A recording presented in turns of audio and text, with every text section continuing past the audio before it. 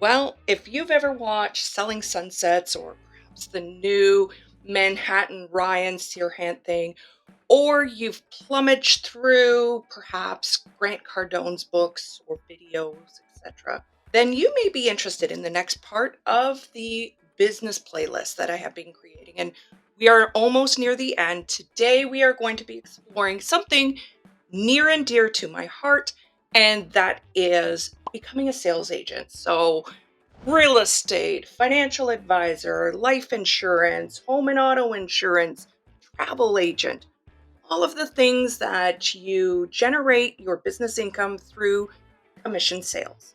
So, this is what we're going to explore today. And why I say this is near and dear to my heart, it is because I have lived this world for the last 30 years as a commission sales rep.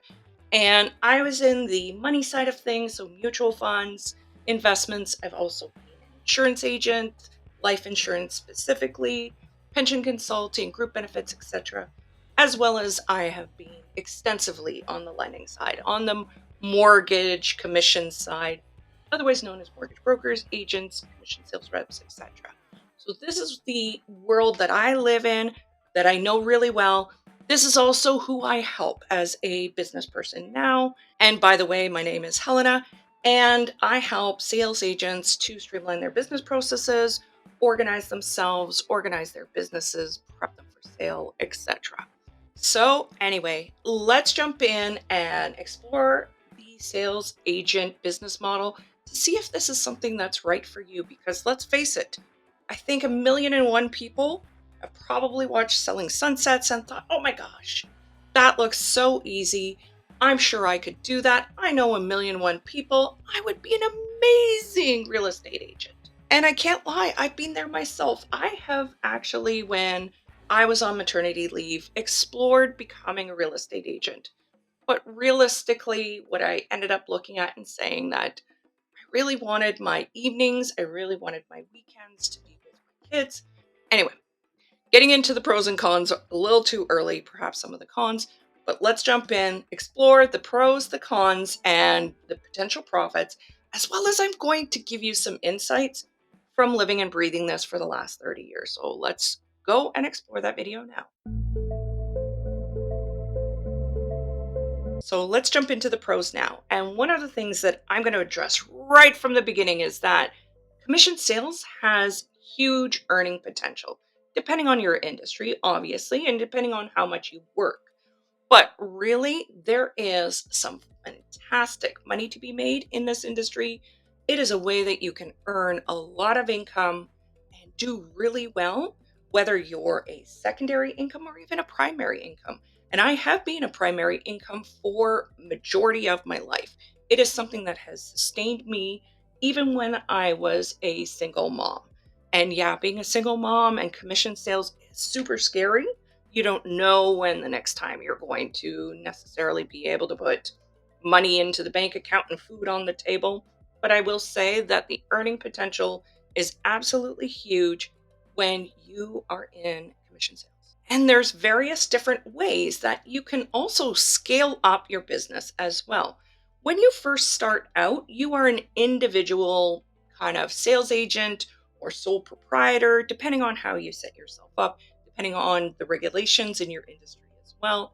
So you can either be an individual agent, and the way that you can scale is by basically educating yourself and working into developing into the next stages. So, real estate, you would be looking at becoming a broker and then opening a brokership where you perhaps have a team or people, all individual agents or a team with you, where you can then scale up that way. And you would earn a little bit of what everyone else brings in then.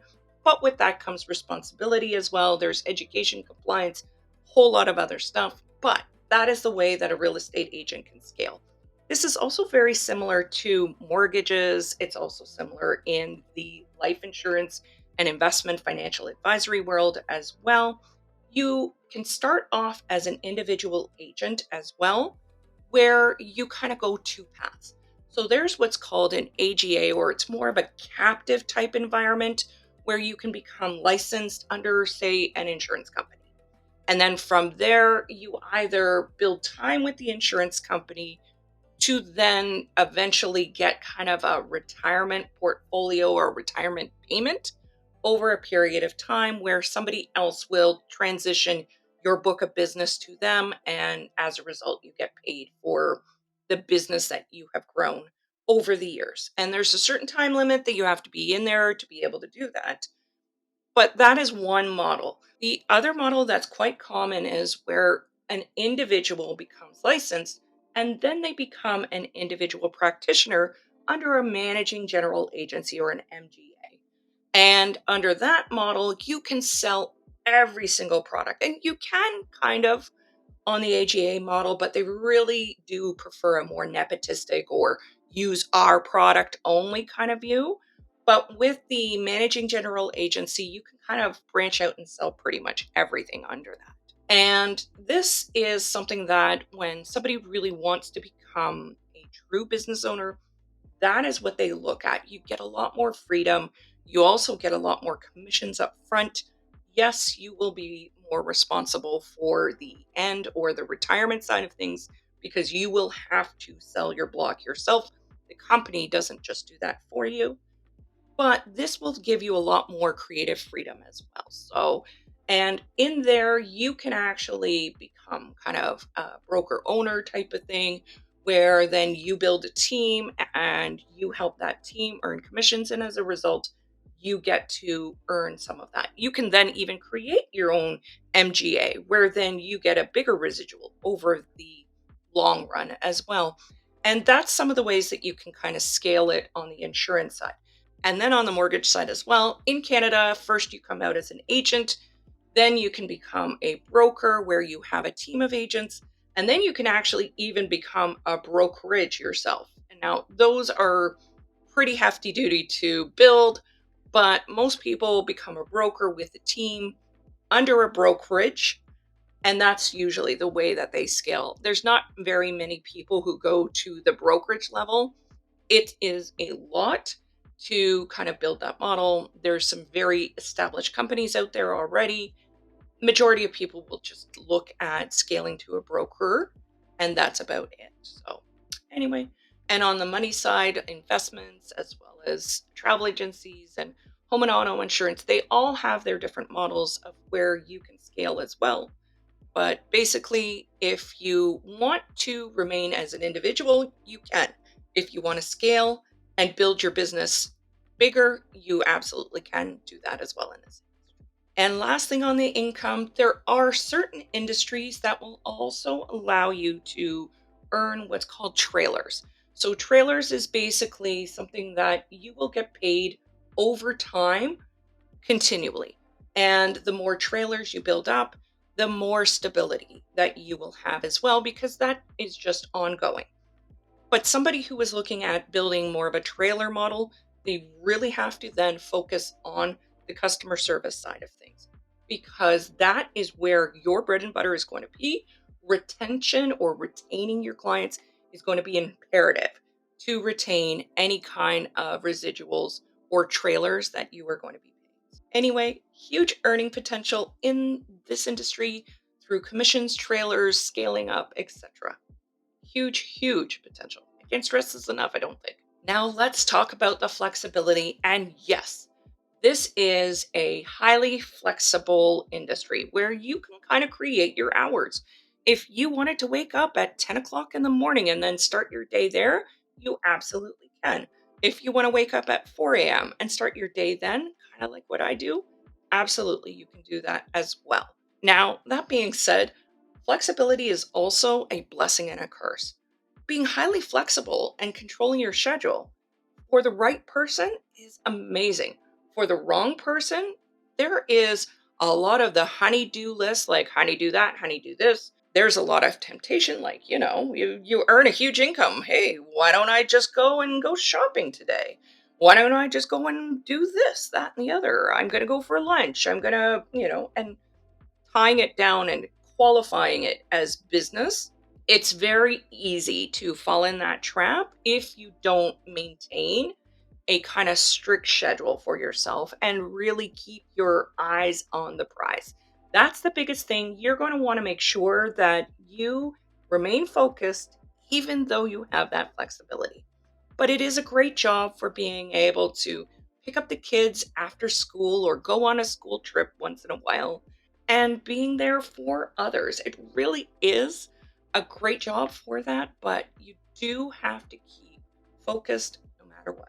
This is also a career where it can be extremely rewarding. So, knowing that you can help somebody reach their financial goals, reach their retirement goals, reach their wealth goals or life transition goals or legacy goals, or being able to help somebody get out of a really crappy situation financially, or being able to help somebody buy their first home. This is very much the job that will fill your soul if you want it to. Now, that being said, don't get me wrong. There are some soul sucking days, and understand that's going to come no matter what industry you're in. Even if you're working for somebody on an assembly line, you're going to have some soul sucking moments as well. But this probably is the most rewarding job and probably the reason why I have been here for 30 years. Just knowing that I can help somebody every single day and I get paid pretty darn good to do it too. Kind of a win win, but understand I always lead, and most people should lead with giving to others before taking. And what I mean by that is making sure you take care of that person before your paycheck. I'll get into that part of it on the con side as to when you put your paycheck first. But anyway, and before we get into the cons, if you are liking this video, if you're liking this content, please consider subscribing and know I appreciate it. Okay, so let's start looking at some of the cons and some of the realism, the truthisms on why you maybe don't want to get into this industry. Now, one of the things that a lot of people don't talk about is reputation. Now, if you have a great reputation going into this industry, that absolutely will work for you. But if you have a bad reputation in the industry or as a whole, that is actually going to be something that you're going to have to overcome before you get into this. Because reputation today means more than anything. Everyone is going to check Google profiles, they're going to check your website, they're going to check your social media.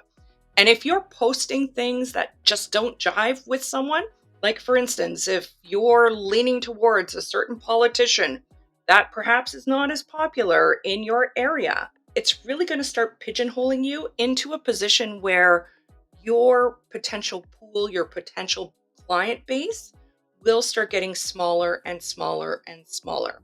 And if you are posting things that are ruining your reputation as well, again, people aren't going to be comfortable referring you to friends, family, colleagues, etc. So reputation is something that you absolutely need going into this. You absolutely also need to keep this first and foremost ahead of everything else to make sure that you are seen as somebody that somebody would want to work with. Bottom line. So reputation is something that you're going to need. And on that note, just understand when you get into this industry, there is a certain amount of sleaze associated to salespeople. And what I mean by it, we all have that story or have heard that story of somebody buying the used car from, say, Sleazy Dan's Lot of Lemons. They bought a lemon car. The person felt like, they got pushed into it, etc. That is the first thing that all people are going to think about when you are a salesperson, first and foremost. They are going to right away associate you and lump you into that pool. So you really do have to work on getting out of that stigma.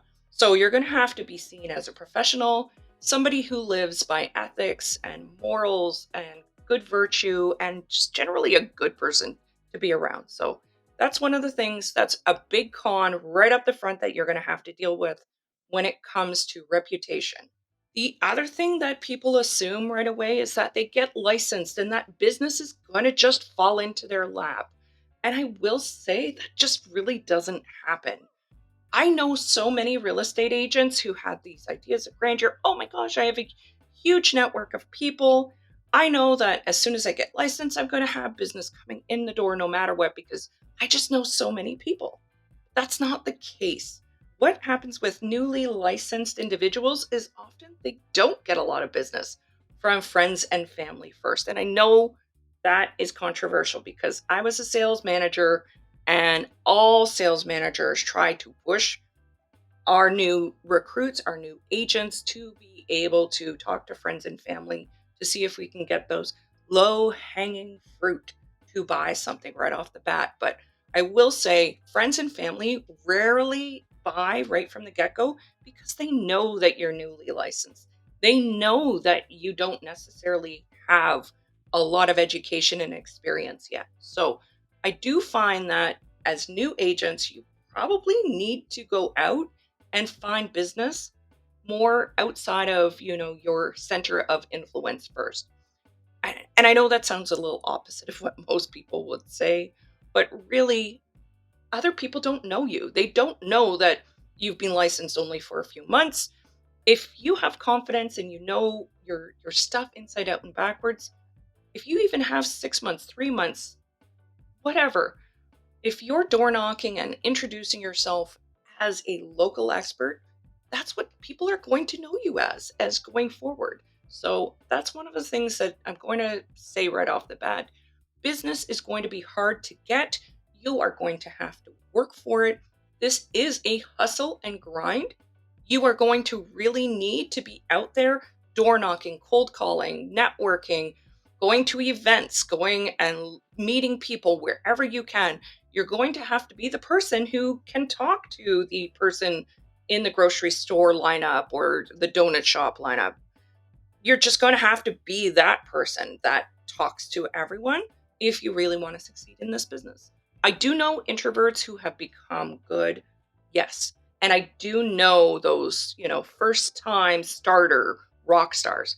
There's always the story of the person who came out of the gate and made, six figures right off the bat, multiple six figures, etc. We all hear those stories. And yes, there are anomalies out there where perhaps parents or centers of influence were already there. Perhaps they were already known in one industry and it just naturally gravitated to the next industry. This absolutely can happen. You also have the people who just really hustle, and kudos to them for doing it. It's not easy being a sales rock star right from the get go because once you're there, you also have to maintain that. So just understand there's always going to be that person who jumps out of the gate and does really well. But the bigger thing is you want to be the person who builds a career, and that might be the slow and steady route. You just have to understand that. The other thing in this industry that a lot of sales agents tend to not do well on is the fact that they don't circle back to those no's. So a person is going to say no. You're going to hear a lot of no's in this industry right off the get go. I used to challenge myself at the beginning to hear 10 no's a day because I knew that if I was doing at least 10 no's a day, I might get one yes, and that would help me with my future sales. Nothing wrong with little games to kind of win with yourself to try to get to where you need to be. But the thing is, every time somebody says no, you should add them to a database and circle back because that no might be a no right in that moment, but that no might be a yes later on. And you don't know when that later on is. So you really need to be organized and have the systems and the processes in place to be able to manage your business today and then be able to use it as a way to generate business later as well.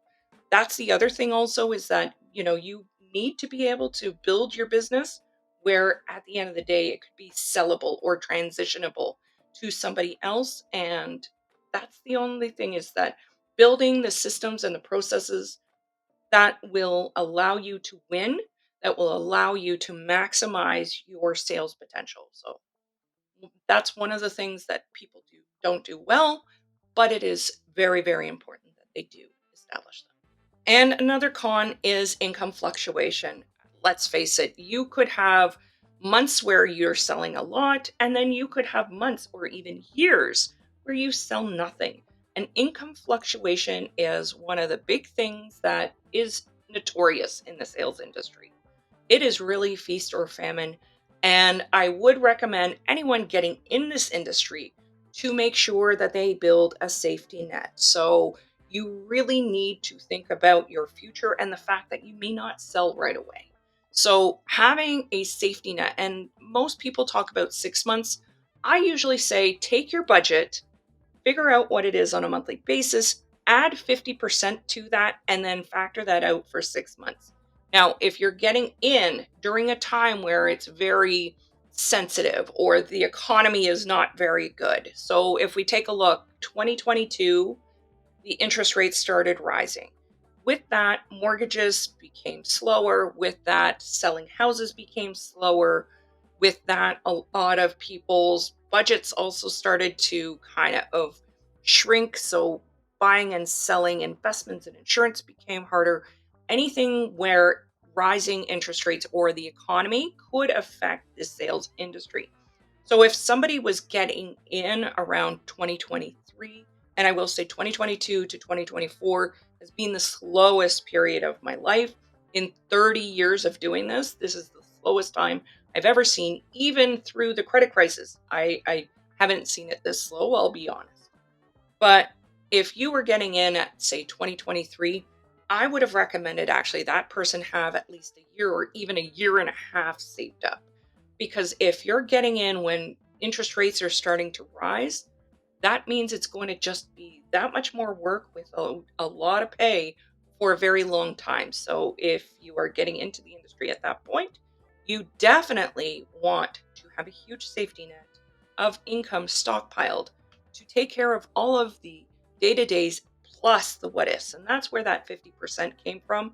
It is the what ifs because there's a lot of work to be done to be able to kind of grow your block of business, and there's a lot of expenses that comes with that, like websites and social media and you know hiring somebody to do something for you. And if you're doing prints, there's those costs. It's not just your budget today, it's your budget plus 50%, and that 50% will be for those what ifs and business generation or business growth, things that you need to do. Now, that being said, that's based on somebody who their income is required to take care of a household or be part of a household. Now, if your income is a secondary income where whatever you bring in is gravy, just understand you do have a little bit of grace that you would be able to kind of work with. You're not necessarily going to have to hustle and grind as much, but you're still going to have costs. So I do still recommend that you really kind of save up some money so that you're not affecting any of the family budget then. So regardless, you're going to need some kind of safety net, whether you're a primary income, a contributing income, or a gravy income. Regardless, there's going to be costs. You need to have that available. And this is an industry that you really need to be a really good communicator. You need to be able to communicate ideas. You need to be able to communicate with clients, whether that is in person, that is electronically, that's through social media, that is through email or text or whatever the case may be, phone calls. You really need to be able to be a good communicator and also have the systems and processes in place to be able to do that on an ongoing basis, because it doesn't mean communication stops when that sale closes. Communication should continue, not only with generating leads, but all the way to the time where you kind of get out of the industry.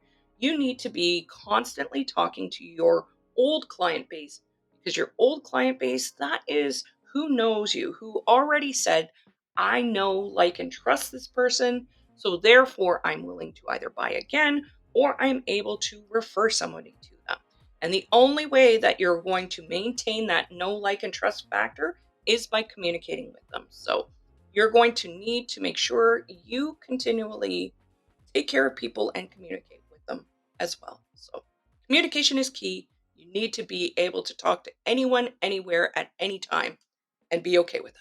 All right. And one of the last other cons of this, many people are already okay with this, but a lot of people, believe it or not, are not great with technology. And being able to use computers and phones and being able to use systems and softwares and programs. You need to be a person who says, okay, I'm going to embrace technology, because there are a lot of sales agents out there that believe that they don't need to embrace technology, or they don't need to embrace media or online presence, etc. But bottom line is, our industry's already there and it is going to continue to be there. So just understand, you're going to need to embrace technology. Pen and paper are just not going to cut it. And I will tell you an actual story. I had somebody who really wanted me to buy their business. And I chose not to buy their business. I chose not to kind of live and work and buy their business, because everything that they had was pen and paper. It was still the old file systems. Nothing was technology based. And the person's admin assistant refused to change their ways. Well, unfortunately, that person died. And because of it, the heirs of their estate ended up selling their estate literally for pennies. Instead of it being worth four times its value, it ended up selling for pennies on the dollar, because people understood they were buying work. They were buying an issue. They were buying perhaps a spreadsheet that was maybe worth it and maybe not. So, having technology, embracing softwares and systems, this is so important for anybody getting in this industry and going forward. So, I'm going to take a little detour for a moment and just talk about the insights that I can say as being a person for 30 years in this industry. So let's talk about that now. Let's talk about a few little insights that I can share from my own personal experience. Now, I did make a mistake at the beginning of my career, and it probably cost me hundreds of thousands of dollars. And that was that I started working as an employee in this field. I was a mutual fund person who consistently sold a lot of mutual funds for a financial institution. And I always thought that I was succeeding, because you have to understand, I was raised by a blue collar family. My dad was a construction worker and my mom was a stay-at-home parent. I didn't have the kind of mentorship or the insights to know that there was better opportunities out there. And it wasn't until I made the top 50 mutual fund sales list across Canada. It was a huge accomplishment. I think I was actually 23, so let's even call it top 25. It wasn't until I hit that list that I started understanding my worth, because my phone started ringing and brokerages wanted me to come on board. And when I found out what commission sales were like, and that I was trading basically my soul and my hours for a salary, and how much money I had lost if I had brought that in. And yes, let's say I wouldn't have maybe necessarily made that list if I hadn't been working, for the financial institution. But bottom line is, I brought in a ton of business on my own, referrals, asking for sales, etc., that institution wouldn't have got. And if I had known better, that I could have been a business owner or a commission salesperson elsewhere and made a ton more money, it wasn't until I got a pen as a congratulations and a $500 kind of bonus for bringing in a huge amount of sales and making that list that year, that I realized my worth wasn't worth anything to that institution, that they just assumed that I would be there forever and really didn't value me or didn't want to show my value. They were very cheap. I know that how much money they made off of me. It was a lot. And by not taking care of me, they lost me. I ended up leaving the institution and ended up going on my own at that point. That was one of the things that I regret. I really regret not starting earlier and doing this for myself right from the get go as a commission salesperson. I really wish I didn't waste 13 years in that model before I really saw what I was worth elsewhere. So, little mistake that I made, that I would probably, provide some insights to anyone getting in this industry. It's fine to get some experience as a salary person, but don't let it be too long if you want to make the big bucks. Now, if you're okay not making the big bucks, stay there. That's fine. It was really nice environment to kind of grow up in, But I will say, if you want to make the big bucks, you're not going to make it as a salaried individual. So go out, take a chance. You can always go back to a salary job, but you're never going to make anything more than what that company thinks you're worth if you stay there. And another thing that I will say, a lot of people assume you get licensed and that's it, you're on your own. There is a lot of continuing education in the sales world.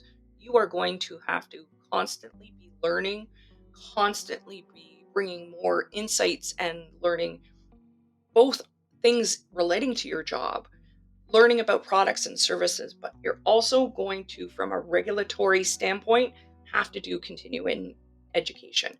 Bottom line is, the world has changed. You now have to not only get licensed, but maintain and prove that you continue to know your stuff. So just understand some of the insights is that this is a forever learning kind of job, whether that's learning things to run your business or learning things in your industry or learning things about your clients and how to do things better and constantly be evolving. It's just going to be part of the job, and you've just got to understand. Now, the last part of this video, and let's talk income. So, can you make money in this industry part time? I'm going to say yes and no. So, certain industries will not allow you to work part time, certain companies will not allow you to work part time. You have to be all in or nothing. So, just understand that depending on what you get into, there might be a part time opportunity, there may not. So, like a travel agent, yes, you can do this part time. Mortgage agent, yes, you can do this part time. Real estate agent, I guess, yes, you can do it part time, but realistically, to do it really, really well, you really should jump in and do it full time. So, a lot of people in the industry, even if they jump in full time, never sell a lot, especially in real estate. There's so many people out there who sell less than 5 houses. There's so many people out there who don't sell anything and just have money coming out constantly for licensing, fees, and etc. But understand that doing this full time really is the better way of being able to generate the volume or the income that you need to get in order to replace a 9 to 5 job. So, if you have the ability to take, say, a sabbatical, 6 months off, that 6 months reserve that you saved up for plus 50%, use that and jump in full time during that period of time. That is going to be the ideal way for you to kind of really build a business. But yeah, you can do this part time, but when it comes to reputation, if you're doing it part time, it's not as great as you doing it full time. There's just kind of a stigma of, are you not good enough to do it full time? And that's why you're doing it part time? You know, just saying, doing it full time, you're going to be way, way, way better in doing this. Now, I talked about those, self starters, those people who come out the gate and sell a lot right from the get go. And yes, you are going to have those anomalies. And I am going to say that they're anomalies. There really isn't a whole lot of people out there that come out of the gate and make 6 digit plus within the first year. Okay.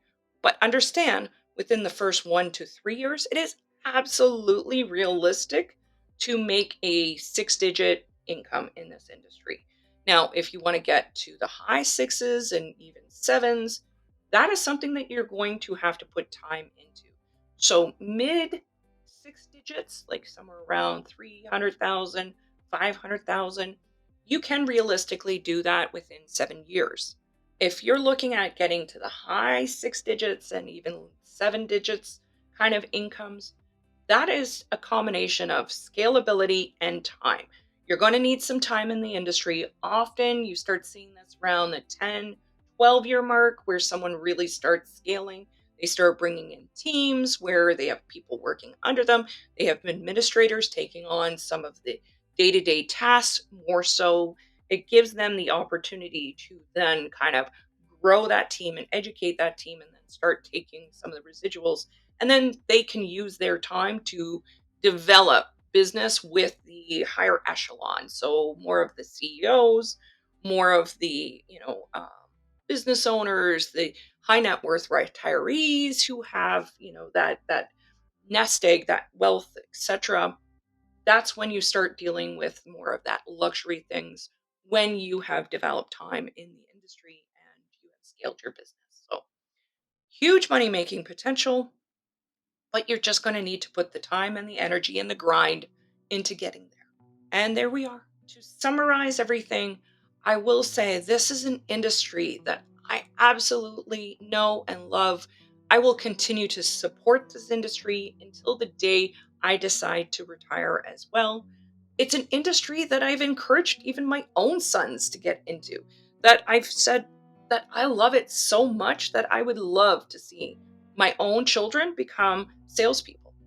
Will they? Maybe, maybe not. One of them definitely has the personality for them.